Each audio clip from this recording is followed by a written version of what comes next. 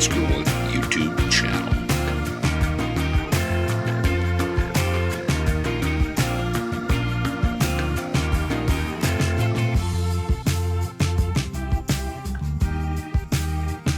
Recently, I was at the Fall Tradex RV show in Abbotsford, and I happened to see the latest version and model of what I own. Now, mine is a 2008 Adventurer, made here in Canada. Mine was in fact the last model year to be made in Canada before they exported the jobs to Washington State to save money to build them there. Now, this current model that I'm going to show you, it's interesting how they change things not always for the better. They take away a few things. They redesign the floor plan a little bit. I don't know if it's necessarily for the best. Now, the model I'm about to show you is only a few inches longer than mine, so it's essentially the same thing, the same manufacturer, and it has very similar materials and design. But you're going to notice a few things are different. First of all, I want to point out how the bathroom has gotten smaller, which is strange considering people are getting bigger. And the layout of the bathroom also sucks. But to do that, of course, they made the bed bigger, which could be a positive for some people. But that rear bed is not very big anyway, and if you want a big bed, sleep on the cab over bed. It's much larger. Let's take a look at how the manufacturer's floor plans have changed.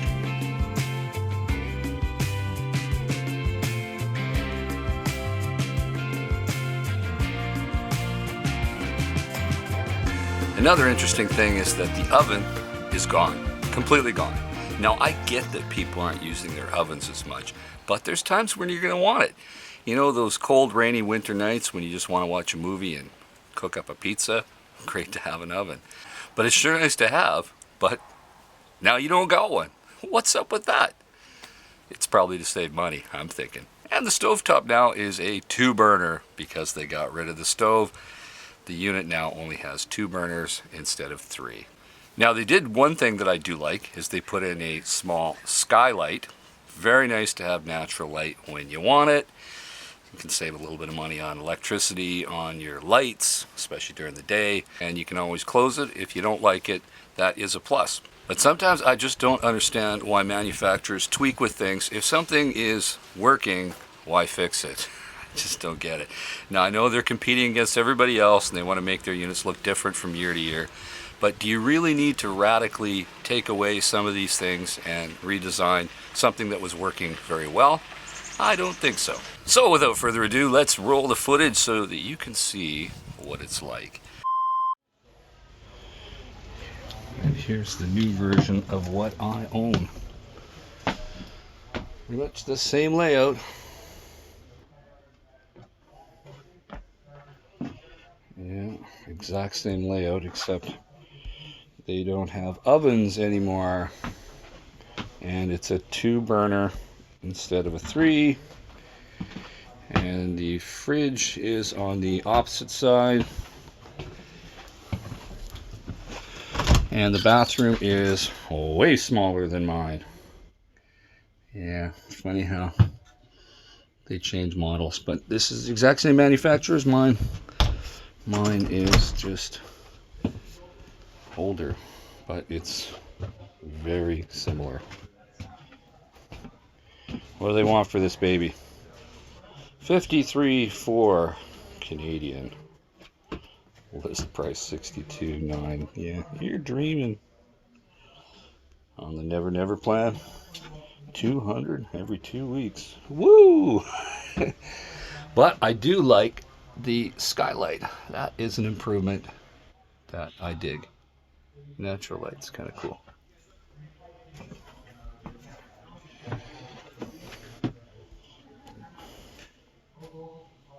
Yep.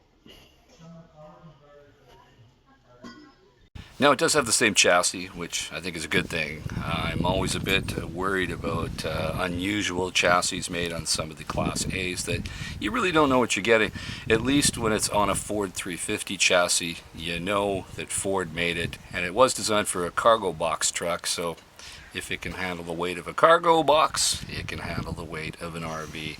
And at least it has some sort of standards where some manufacturers, I really have no idea the integrity of their frames.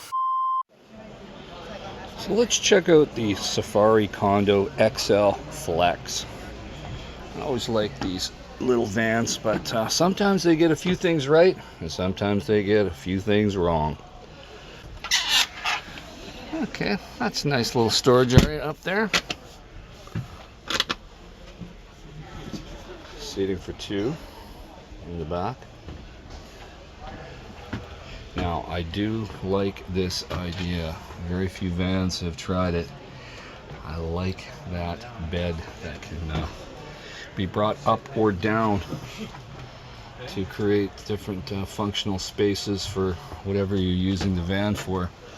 You could use it like a loft. You could put storage down below. All sorts of interesting things. Of course, a microwave, 2-burner.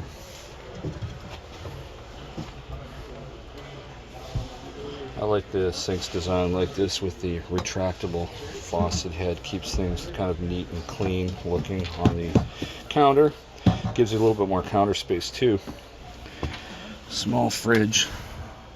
A Novacool. Now, let's hope it doesn't have a cassette. No, look at this. Here is the wet bath. Let's close the door. It's actually a reasonable size for a small van. You know, these bathrooms are notoriously tiny. But this is a Thetford. It's not actually a cassette toilet. That's awesome. That's my biggest gripe of some of these van conversions. Look at them. That's a great way to put your medicine cabinet. I don't think there's even a mirror in here though, is there? Oh, Velcro on everything. So, interesting. So let's take a look down here.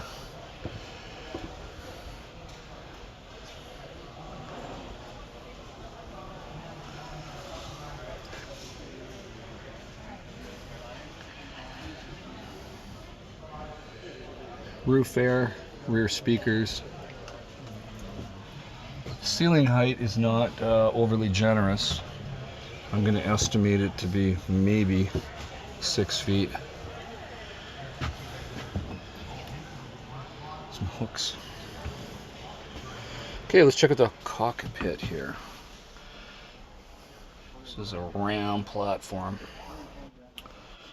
Well, it looks clean, neat. Seats are nicely upholstered. I like the dark color. It hides some of the wear over time. If you're going to own it any length of time, I like an interior that wears gently rather than wears quickly in terms of its appearance.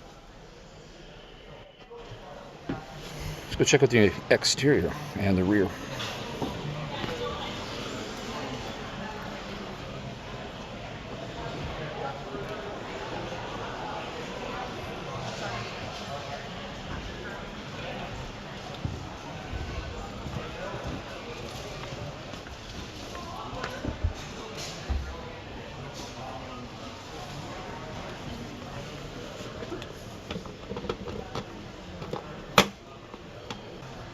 Good, it's got an exterior shower. That's a great idea, especially for a small unit. I'm surprised that it has one.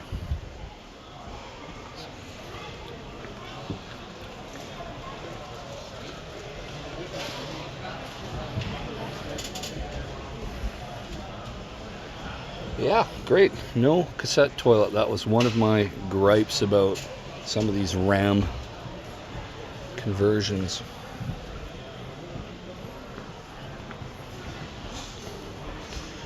A little too small for me, but I like it. 109,000 Canadian dollars.